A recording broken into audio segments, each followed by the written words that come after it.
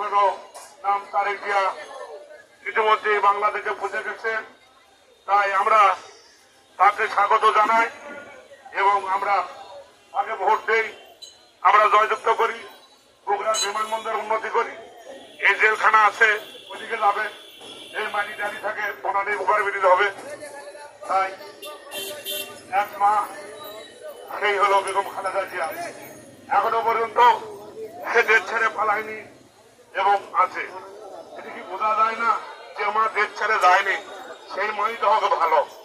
আর যায় দেশের স্বার্থ হিংসে করে ভারতে যায় আছে।